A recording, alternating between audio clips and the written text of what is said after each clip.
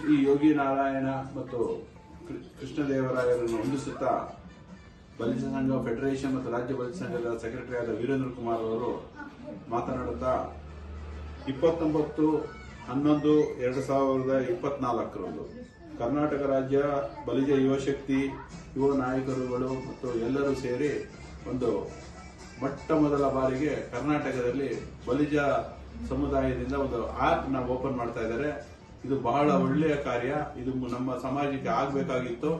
ಅದನ್ನ ಇವಾಗ ಇವರೆಲ್ಲ ಬಹಳ ಹಗಲಿರುಳು ಶ್ರಮಿಸಿ ಈ ಯುವ ನಾಯಕರಾದ ರಾಜ್ಕುಮಾರ್ ತಂಡದಲ್ಲಿ ರಾಜ್ಕುಮಾರ್, ವಿನಯ್ ಮತ್ತಿತರ ಎಲ್ಲ ಮುಖಂಡರುಗಳು ಸೇರಿ ನಮ್ಮ ಸಮಾಜದ ಎಷ್ಟು ಜನ ಲಕ್ಷಾಂತರ ಜನ ಇದ್ದಾರೆ ಮತ್ತು ಎಷ್ಟು ಸಂಘಗಳಿದೆ ಕರ್ನಾಟಕದಲ್ಲಿ ಅಷ್ಟನ್ನು ಒಗ್ಗೂಡಿಸಿ ಈ ಆಪ್ ನ ಮಾಡಿ, ಈ ಆಪ್ ನ ಗುರಿ ಏನಂತ ಹೇಳಿದ್ರೆ ಮುಖ್ಯವಾಗಿ ನಮ್ಮ ಸಮಾಜ ತಿಳ್ಕೋಬೇಕು.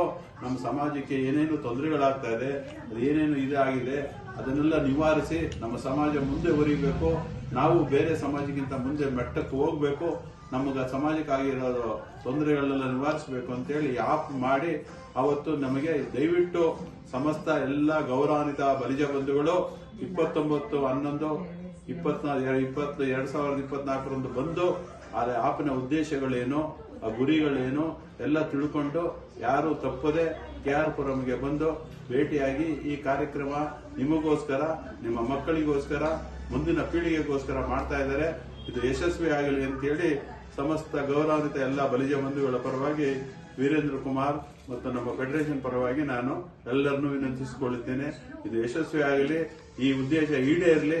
ಇದು 100% ಆಗುತ್ತೆ. ಯಾಕೆಂದ್ರೆ ಹಿಂದೆ ಇದೇ KR ಪುರನವರು ನಾವು ಹೈಕೋರ್ಟ್ ಅಲ್ಲಿ ವಾದಿಸ್ತಾ ಇದ್ದಾಗ ಹೈಕೋರ್ಟ್ ನಲ್ಲಿ ಹಿಂದುಳಿದ ವರ್ಗದವರಿಗೆ ನಮ್ಗೆ ಏನು ಅನ್ಯಾಯ ಆಗಿತ್ತು ಅದು ಸರಿಪಡಿಸಿದಾಗ ಇವರೆಲ್ಲ ಸತತವಾಗಿ 300 ಜನಗಳಿಗೂ ಹೆಚ್ಚು ಬಂದು ವಿಧಾನಸೌಧಕ್ಕೆ ನಮಗೆಲ್ಲ ಬೆಂಬಲ ಕೊಟ್ಟು ಇವತ್ತು 2A ಇಂದ ಇವರು ಬೆಂಬಲದಿಂದ ನಾವೆಲ್ಲ ಒಳ್ಳೆ ಜಯ ಗಳಿಸಿ ಇವತ್ತು ಹೆಚ್ಚು ಕಮ್ಮಿ ಮೋರ್ ದೆನ್ 1.5 ಲಕ್ಷ ಜನಕ್ಕೆ ಡಾಕ್ಟರು, ಇಂಜಿನಿಯರು ಕಾಲೇಜುಗಳಲ್ಲಿ ಓದ್ತಾ ಇದ್ದಾರೆ.